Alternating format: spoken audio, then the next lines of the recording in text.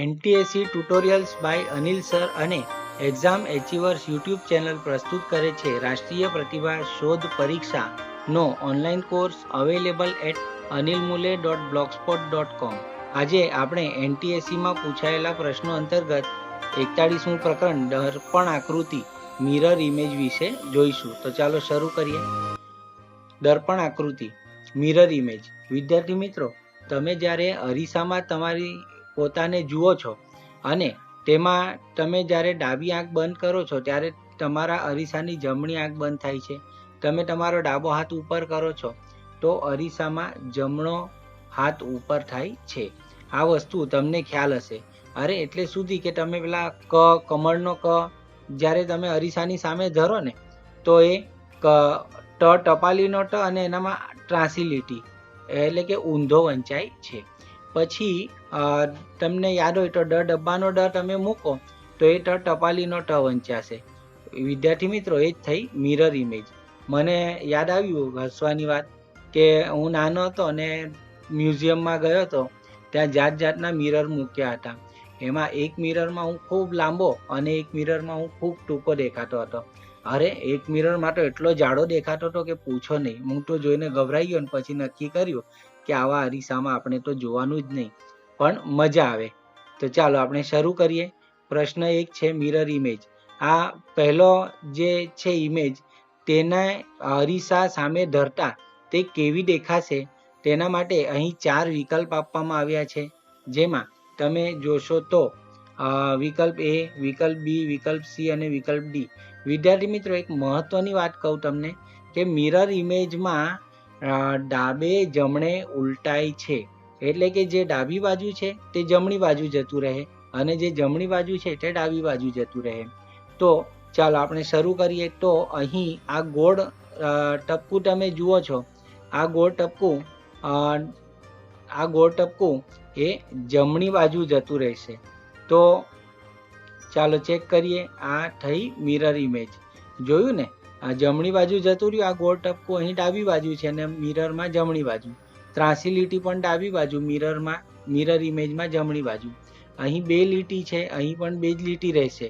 તેમાં કંઈ મિરરમાં બદલાઈ નહીં જાય. પણ જે જમણી તરફ હતો આ ભાગ તે હવે ડાબી તરફ થઈ ગયો છે. આમ મિરર ઇમેજ. આપણો જવાબ આવશે વિકલ્પ સી. હવે હું તમને ઇમેજ બતાવું તે સમયે તમારે ઇમેજિન કરીને આગળ જવાબ મેળવવાનો પ્રયત્ન કરવાનો. જો તમે એવું ન કરી શક્યા તો ચિંતા કરવાની જરૂર નથી. આપણે શીખીએ છીએ અને આપણે હવે પછી તમારે જવાબ જોઈને સમજી જવાનો. તો બીજી આકૃતિ છે જેમાં ચોરસમાં અર્ધગોળ દોર્યું છે, વચ્ચે ચતુષ્કોણ છે, ઉપર ગોળ છે અને નીચે કાટકોણ ત્રિકોણ છે.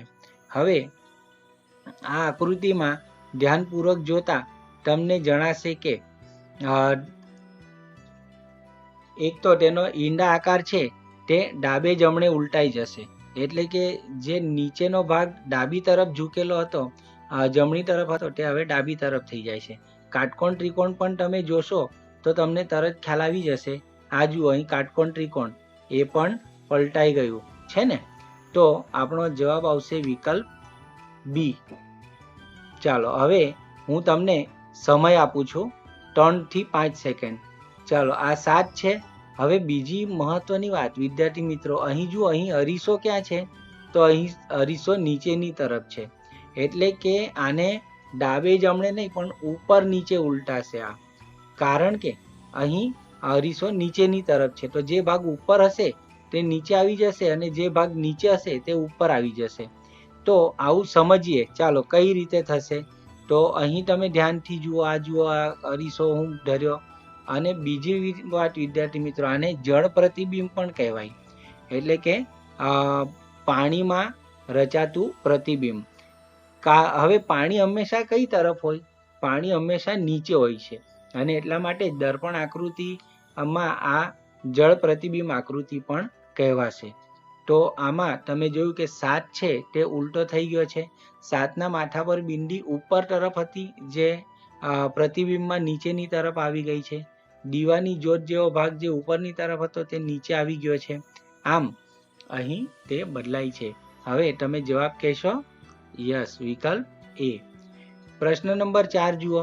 દર્પણ આકૃતિ મિરર ઇમેજમાં અહીં એક મોટો ચોરસ છે, એના અંદર 4 નાના ચોરસ છે અને તેમાં ડાબી તરફ ઉપરના ભાગમાં એક ત્રાંસી લીટી છે. હવે આ ત્રાંસી લીટી જ્યારે ડાબે જમણે ઉલટાય ને ત્યારે તે પેલી તરફ થઈ જશે, જે તમે અહીં જોઈ શકો છો.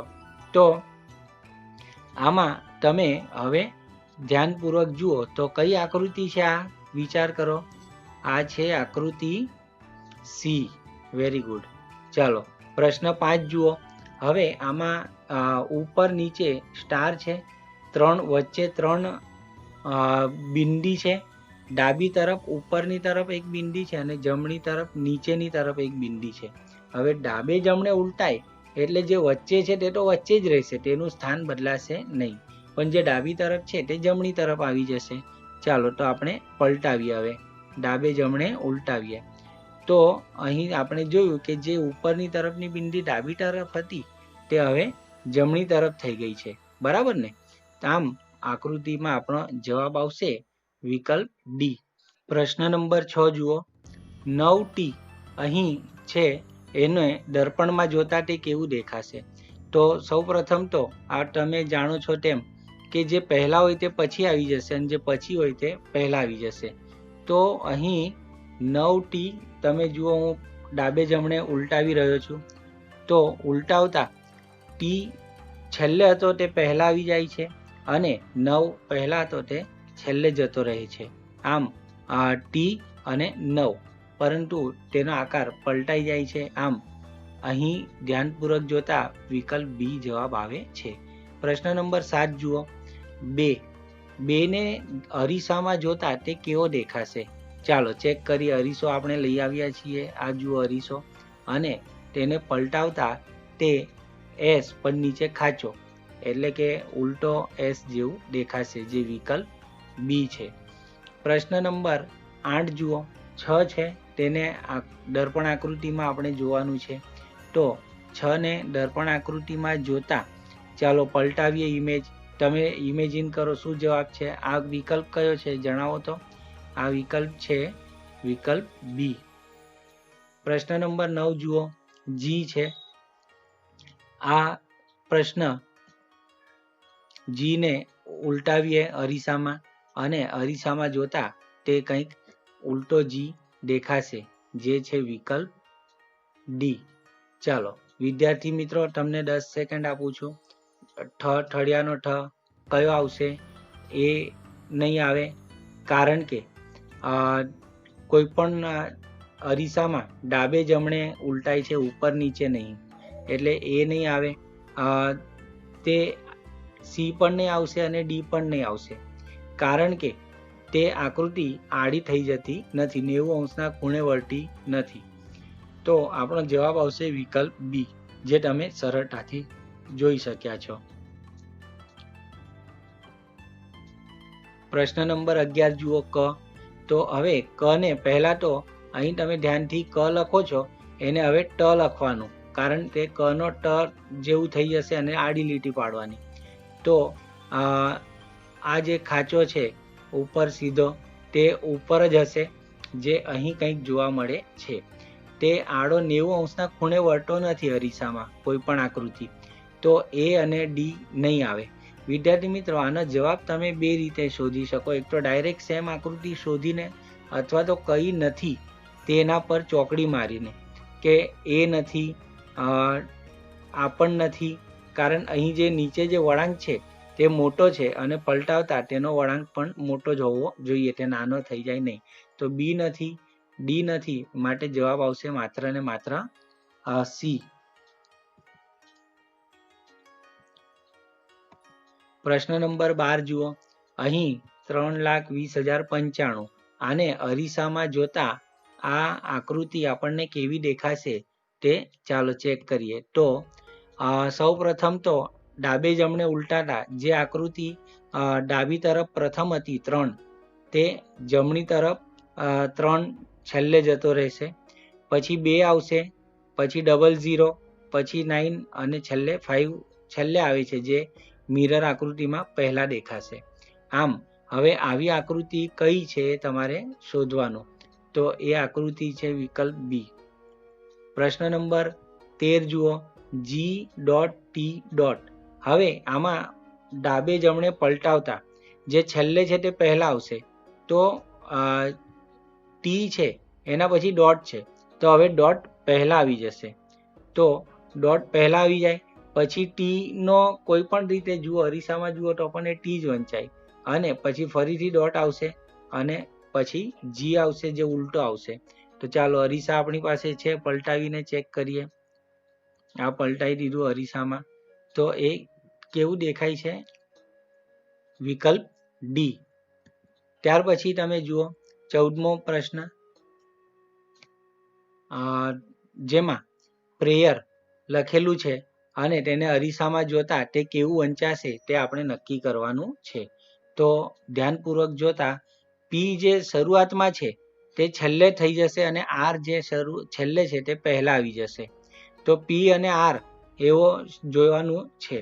તો અહીં આપણે આકૃતિને પલટાવીએ, જે કંઈક આ પ્રમાણે બને છે કે પી છે, પછી આર, પછી એ, પછી વાય, પછી ઈ, પછી આર. એ જ રીતે આવશે પરંતુ પલટાઈને આવશે અને ક્રમ બદલાશે.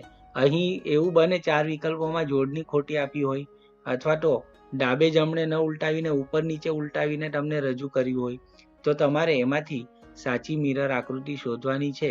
તમે કહેશો વિકલ્પ એ, એટલે તમે સાચા. પ્રશ્ન નંબર 15 જુઓ, આમાં એક ત્રિકોણ છે જેમાં ઉપરની સીધો ત્રિકોણ છે જેમાં ઉપર એક આડી લીટી, એના નીચે લીટી અને પછી એક ચોકડી મારી છે. તો હવે અહીં મિરર ક્યાં છે? તમે કહેશો ધ્યાનથી જોઈને તો મિરર નીચે છે. ક્યાં છે? મિરર નીચે છે. નીચે મિરર હોય એટલે જડ પ્રતિબિંબ પણ કહેવાય. તો આપણે ચાલો જોઈએ નીચે મિરર મૂકીને. તો સૌથી પહેલા તો શું બન્યું? તો જે ત્રિકોણ સીધો હતો તે ઉલટો થઈ ગયો અને જે લીટી ઉપર હતી તે નીચે આવી ગઈ, અને આ રીતે આકૃતિ બદલાય છે. અને તમે ચોકડી છે તે વચ્ચે હતી એટલે વચ્ચે જ રહે છે, અને તેનું સ્થાન જમણી તરફ હતું તો જમણી તરફ જ રહેશે. અહીં ઉપર નીચે ઉલટાય છે આકૃતિ. દર્પણ આકૃતિમાં જો અરીસો નીચે હોય અથવા જળ પ્રતિબિંબ કીધું હોય તો આકૃતિ ઉપર નીચે ઉલટાય છે. વિકલ્પ બી સાચો જવાબ આવશે. પ્રશ્ન નંબર 16 જુઓ, અહીં ઉપર ચોકડી મારી છે, એ બી લખ્યું છે અને તીર જાય છે જમણી તરફ. તો આનામાં અરીસો નીચેની તરફ છે એટલે દર્પણ આકૃતિમાં આપણે નીચેની તરફ જવાનું છે. તો જે ઉપર નીચે ઉલટાય છે એટલે જે વસ્તુ ઉપર હોય તે નીચે આવશે. એટલે ચોકડી જે છે અહીં એ નિશાની છે ક્રોસની, એ નિશાની આવશે નીચેની તરફ. તીર છે તે અહીં નીચે હતું આકૃતિમાં, તો મિરર લેમ્પમાં ઉપરની તરફ આવી જશે, અને એ છે તે ઉલટાઈ જાય છે અને બી ને ઉલટાવીને પણ તે બી જ વંચાય છે. આમ આપણો જવાબ આવશે વિકલ્પ બી.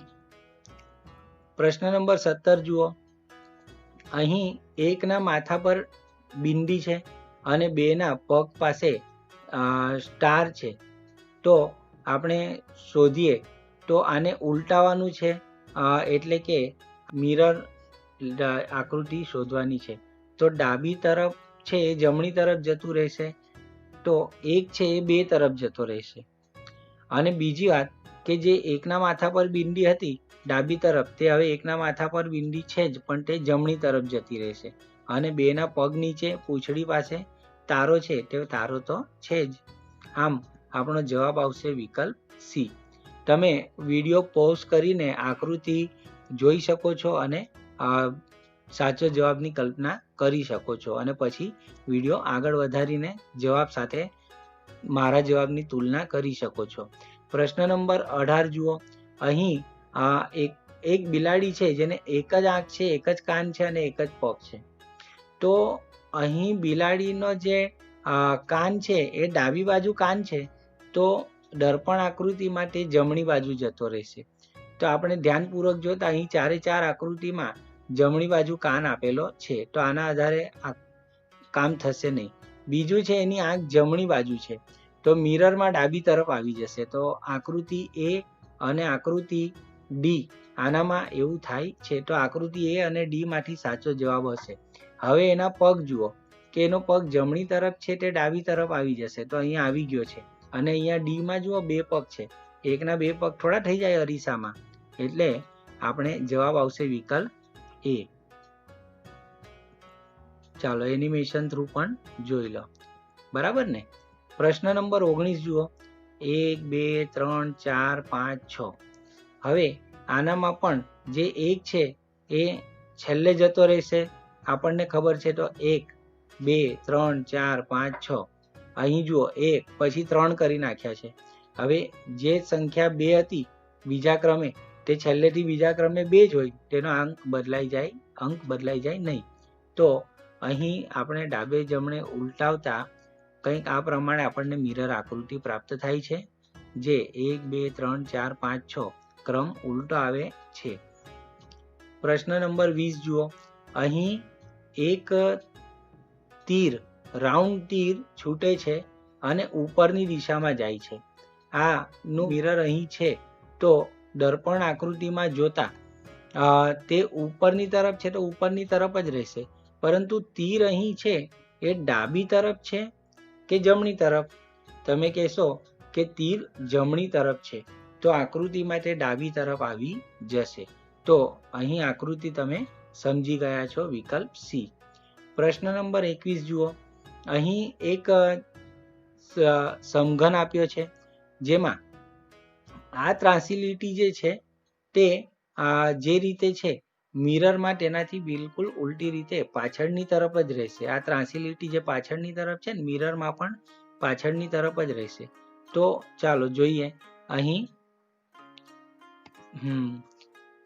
જોઈ લીધું ને ધ્યાનપૂર્વક, બાજુમાં મૂકતા લાગે છે ને કે અરીસામાં જોઈ રહ્યા છે. તો આ આવશે વિકલ્પ સી. પ્રશ્ન નંબર 22 જુઓ, અહીં એક તીર નીચેની તરફ, બંને તરફ જતું તીર, એટલે કે જો સાદી ભાષામાં કહીએ, ગાણિતિક ભાષામાં, તો ઉપરની તરફ એક તીર છે જે જમણી તરફ વળે છે અને ડાબી તરફ એક બિંદી જોવા મળે છે. તો હવે તેનું એવું થશે કે તીર છે એ બંને તરફ તીરની નિશાની છે અહીં નીચેના ભાગનો, તો એ જેવું ને તેવું જ રહેશે.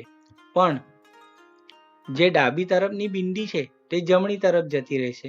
તો એવું ક્યાં થાય છે? તો એવું થાય છે આકૃતિ એ માં અને આકૃતિ સી માં. પણ ફરક શું છે? તો ફરક એ છે કે આકૃતિ એ માં જે વળાંકવાળું તીર છે એ બંધ ગળાનું છે, જ્યારે આકૃતિ એમાં જે તીર છે તે ખુલ્લા ગળાનું છે. આમ આપણો જવાબ આવશે વિકલ્પ સી. પ્રશ્ન નંબર 23 જુઓ, એક ફરકડી છે જેને પંખો, નાના બાળકોને મજા પડે એવો, લાકડી સાથે બાંધીને દોડે.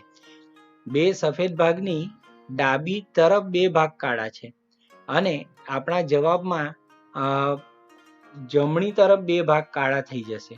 તો એમાં આકૃતિ સી કેન્સલ થઈ જાય અને આકૃતિ ડી કેન્સલ થઈ જાય. તો હવે એ અને બી માંથી કોઈ જવાબ આવશે. તો બીજી વાત કે અહીં જે લીટી છે તે સીધી છે અને તેના જવાબમાં જે લીટી આવશે દર્પણ આકૃતિમાં તે પણ સીધી જ આવશે. તો અહીં સીધી છે, જ્યારે અહીં સીધી લીટી છે નહીં. તો આમાં આપણો જવાબ આવશે વિકલ્પ એ, જે તમે ધ્યાનપૂર્વક સાચો જવાબ આપ્યો, બરાબર છે.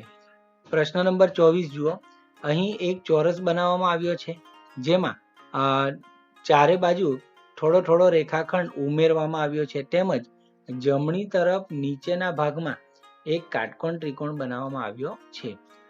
જ્યારે આપણે દર્પણમાં જોઈએ ત્યારે જમણી તરફનો કાટકોણ ત્રિકોણ ડાબી તરફ જતો રહેશે.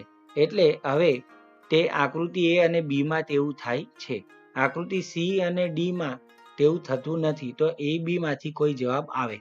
બીજી વાત કે જે છે આ લીટી ડાબી તરફ ખેંચાતી હોય તે હવે જમણી તરફ ખેંચાય, જેમ કે અહીં વિકલ્પ બી માં થાય છે. આમ આપણો જવાબ આવશે વિકલ્પ બી, જે તમે આકૃતિમાં ધ્યાનથી જોતા સમજી શકો છો, વિકલ્પ બી.